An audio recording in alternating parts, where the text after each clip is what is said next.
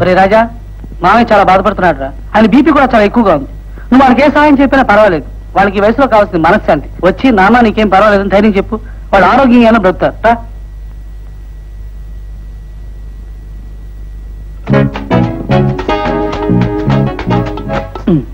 ఒరే ఇంజనీర్, ఆయన నువ్వు తండ్రిగా ఎలాగా గౌరవించలేవు.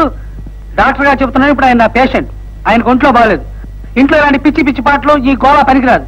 నేను చెప్పాక కూడా నువ్వు ఇది ఆన్ చేసావనుకో, ఇందులోంచి వినపడేది పాటలు కాదు, నా తిట్లు. నాకు 64 భాషలో చాలా అందంగా తిట్టవచ్చు. ఆన్ చేస్తావా? చెయ్యి. ఏమిటా నువ్వు మాట్లాడేది? వాళ్ళ బాకీ నేనెందుకు తిట్టాలి? అయినా నాకు స్తోమత ఉండద్దు. వాళ్ళు అన్నిటికీ అప్పు చేశారు. నిన్ను అడిగే వాళ్ళు కనుంటే వాళ్ళకి శ్రమ ఉండేది కాదు. ఒరే, నువ్వెన్ని మాటలు చెప్పి తప్పించుకున్నా తల్లిదండ్రుల బాధ్యత నీదే. వాళ్ళు నీకోసం అప్పు చేశారు. నువ్వు గొప్పవాడవే వాళ్ళు ఉద్ధరిస్తావని నమ్మే ఇదంతా చేశారు. వాళ్ళ కడుపులు పుట్టినందుకు వాళ్ళ బాధలు తీర్చుకుని నీ బాధ్యత. అలా నువ్వు చేయలేదనుకో, ఇది వల్లకాడు కాదురా, ఊరు. నీ చెవులు పిండి నీ చేత బాకీ కట్టిస్తారు. అలా నువ్వు చేయకపోతే నిన్ను కుక్కను కొట్టినట్టుగా, ఊర కుక్కను కొట్టినట్టుగా తరిగి కొడతారు. అందులో నేను ఒకటి వస్తా. ఏమండి, అంతా మన మీద కక్ష కట్టారు చూసారా? వాడి మొహం వాడేం చేయగలడు? అతను చెప్పినట్టు ఊరంతా కట్టగట్టి బలవంతంగా మీ చేత్తో నోటు రాయించినా రాయించేస్తారు. అవును, వాడి వాళ్ళకం చూస్తే ఎలా కనిపిస్తుంది. అందుకే ఓ బ్రహ్మాండమైన ప్లాన్ ఆలోచించాను. ఏమిటిది? వీరభద్రయ్య గారు, వీరభద్రయ్య గారు. ఏమిటి? పెద్దలందరూ కూర్చుని ఉన్నారు. పంచాయతీకి రమ్మన్నారండి. నన్ను పంచాయతీకి? ఓహో, రామయ్య శెట్టి రచ్చకీడుస్తున్నాడు అన్నమాట. పార్వతమ్మ గారు కూడా తీసుకురమ్మన్నారండి. ఆవిడ కూడా ఎందుకు? మీ అబ్బాయి రాజా కూడా అక్కడే ఉన్నాడు. అసలు విషయం ఏమిటి బాబు? వచ్చే మీకే తెలుస్తుందిగా.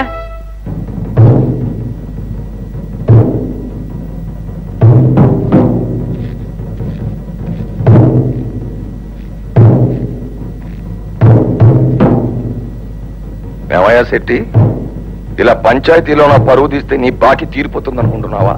తనవండి, నాకేం తెలియదండి బాబు. పంచాయతీ పెట్టింది మీ అబ్బాయి గారే. ఇలా రాజా, మన ఇంటి గొడవలు ఏమైనా ఉంటే ఇలా వీధిలోకి ఇడుస్తావా? మనం మాట్లాడుకోవాల్సింది ఏమైనా ఉంటే ఇంటికి వెళ్ళి మాట్లాడుకుందాం రా. ఇది 10 మందికి తెలియాల్సిన విషయం. అందుకే ఇక్కడికి పిలిపించాను. రాజా, ఉన్నా లేకపోయినా కలో గంజో దాగి మనం పరువుగా బతుకుతున్నాం. మన ఇంటి పరువును రచ్చకెడ్చుకో. నా మాట విని వచ్చేరా, ఇంటికి వెళ్దాం. పార్వతమ్మ గారు, మీకు నలుగురిలో నిలబడడం బాధగానే ఉండొచ్చు. కానీ అంతకన్నా చాలా భయంకరమైన విషయాన్ని వినబోతున్నారు.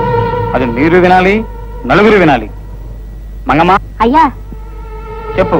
ఈ అర్థం లేని పంచాయతీ దేనికి? మీరంతా వాడిని సమర్థించడం ఎందుకు? దీనికి మంగమ్మ సాక్ష్యం ఏమిటి? పద పార్వతి. ఆగండి. మీరు వెళ్ళినంత మాత్రాన నిజం అబద్ధం కాదు. మీరు దాచిన నిజం 10 మందికి తెలియాల్సిన నిజమని తెలుసుకుని వెళ్ళండి. ఏమిట్రా నిజం? భయపడకుండా చెప్పంగమ్మా. చెప్తానయ్య గారు. పార్వతమ్మ గారికి నేనే పురుడోసేనండి కాదమ్మగారు. మరండి, మరి ఈ రాజాబాబు గారు పార్వతమ్మ గారికి పుట్టిన కొడుకు కాదు. అవును వీరభద్రయ్య బాబు గారు, ఇది మీకు కూడా తెలియని నిజమండి. అమ్మగారు ప్రసవించినప్పుడు మీరు ఊర్లో లేరు కదండి. అమ్మగారు ప్రసవించిన తర్వాత పుట్టిన పిల్లవాడు వెంటనే చచ్చిపోయాడండి. అమ్మగారికి పిల్లలంటే ఎంతో ఆశయ్యా. అమ్మగారికి ఈ విషయం తెలిస్తే ఏమైపోతారోనని ఏం చెయ్యాలో తోసలేదయ్యా. అందుకని ఊరు చివర ఓ దిక్కులేంది ఓ పిల్లోడికని చచ్చిపోయిందయ్యా. పాడు దిక్కులేనోడే కదయ్యా. జాలేసి ఆ కళ్ళు తరని పసిగుడ్డుని తీసుకొచ్చి అమ్మగారు కళ్ళు తెరిచేలోగా పక్కలో వేసేసేనయ్యా. ఇన్నాళ్ళు ఈ నిజాన్ని నా గుండెల్లోనే దాచుకున్నానయ్యా. బాబు గారిని చూసి పాపం అనిపించిందయ్యా. అందుకని ఇవాళ పొద్దున్నే ఈ నిజం చెప్పేశానయ్యా. పొద్దున్న మంగమ్మ ఈ విషయం చెప్పిన వెంటనే నేను చాలా బాధపడ్డాను. ఈ విషయం 10 మందికి తెలియాల్సిన అవసరం ఉందని నేను అనుకున్నాను. అందుకే మిమ్మల్ని అందరినీ పంచాయతీకి పిలిపించాను. ఎంతో మంది ఉన్నారనుకున్న నేను ఎవరూ లేని అనాథని తెలిసిన క్షణం నేనెంత బాధపడి ఉంటానో మీ అందరికీ అర్థమై ఉంటుంది. ఏమండి, ఊరుకోండి. ఇంత జరిగాక ఏ మొహం పెట్టుకుని ఊళ్ళో ఉండగలను? ఈ ఊళ్ళో ప్రతి పుట్టా చెట్టు నన్ను చూసి వెక్కిరిస్తున్నట్టుంటుంది. అందుకే నా బ్రతుకు తెరువు వెతుక్కుంటూ ఈ ఊరు విడిచి వెళ్ళిపోదాం అనుకుంటున్నా. ఊరుకో బాబు, ఇలాంటి కష్టం పగవాడికి కూడా రాకూడదు. వస్తారండి. తప్పులు ఏవైనా ఉంటే క్షమించండి. చలో.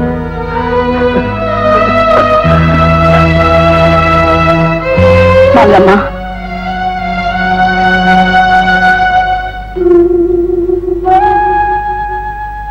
నిజం చెప్పు. రాజా నా బిడ్డ కాదని చెప్తే చెప్పావు, కానీ బ్రతికున్న నా బిడ్డని చనిపోయాడని ఎందుకు చెప్పావు? నువ్వు పిల్లల్ని కన్న తల్లివే, బ్రతికున్న బిడ్డ చనిపోయాడన్న వార్త ఏ కన్న తల్లైనా భరించగలదా? నిజం చెప్పు. పిచ్చిదానా, డబ్బు కోసం రక్త పాశాన్నే తెంచేసుకుంటున్న కొడుకులున్న ఈ రోజుల్లో 4 డబ్బుల కోసం ఆ పేదరాలు అబద్ధం చెప్తే తప్పే ఉంది. నువ్వు వెళ్ళు మంగమ్మ, వెళ్ళు. ఊరుకో.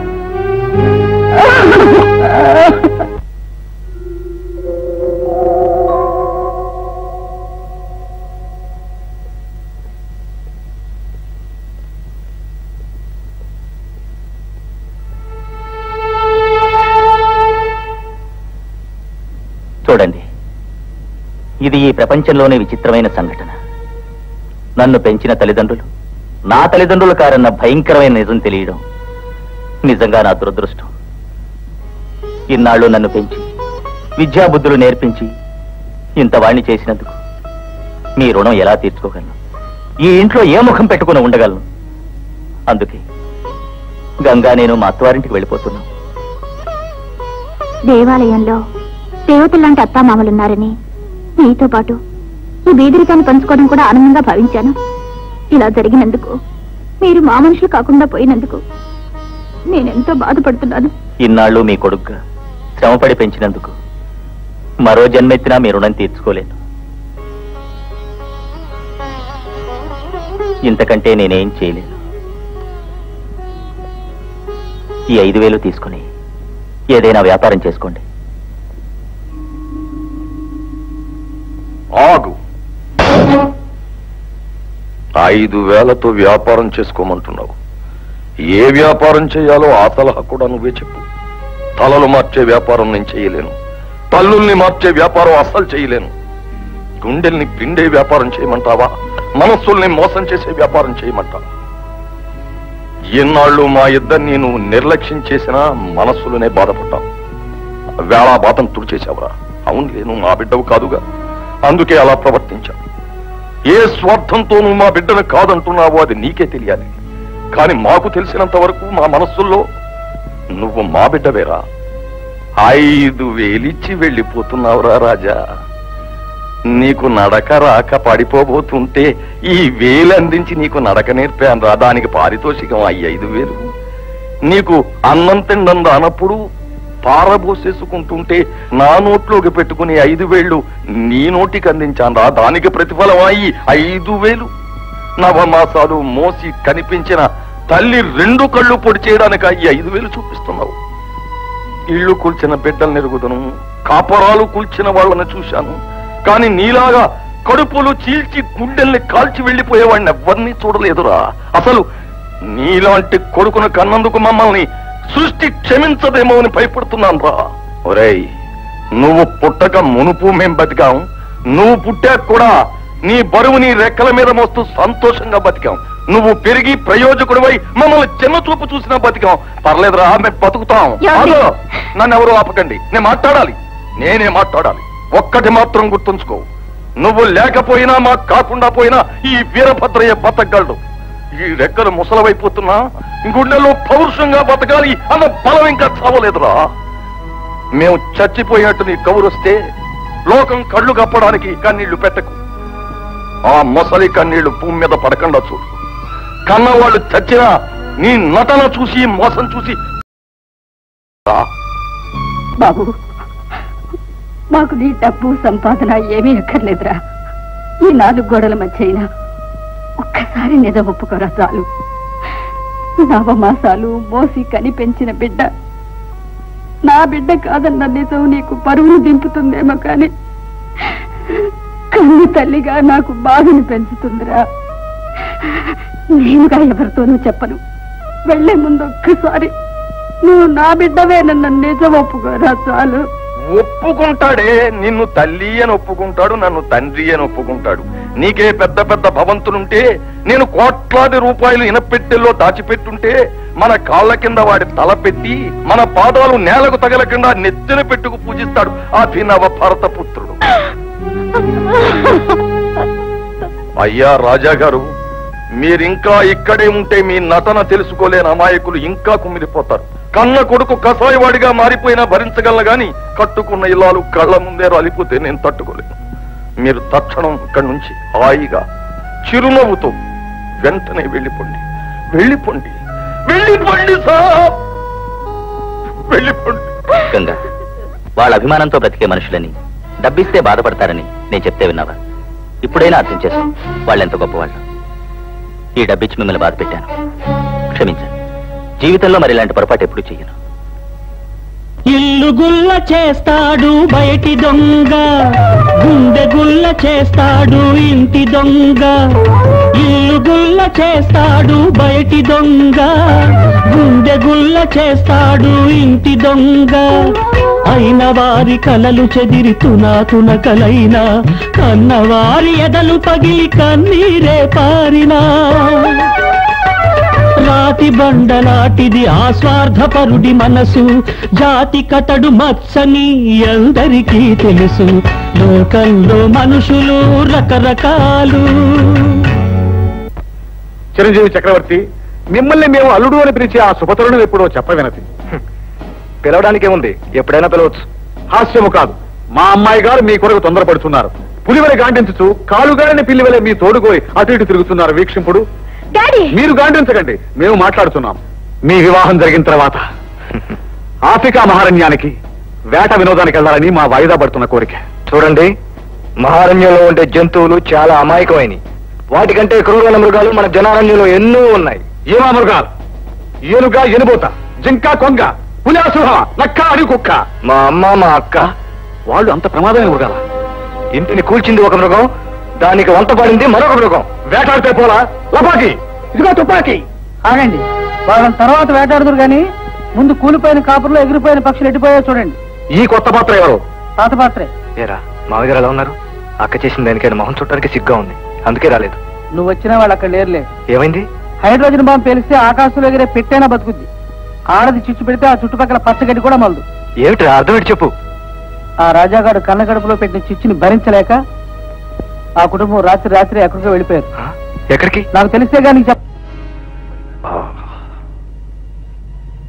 నా చిన్నప్పుడే మా నాన్న చెప్పాడు, ఎదిగే కొద్దీ తల దించుకుని ఆడవాళ్ళు రాని. మా ఇంటి ద్వారబంధాలు ఎత్తు కదా అని చేత నాటే పక్కన పెట్టేశాను.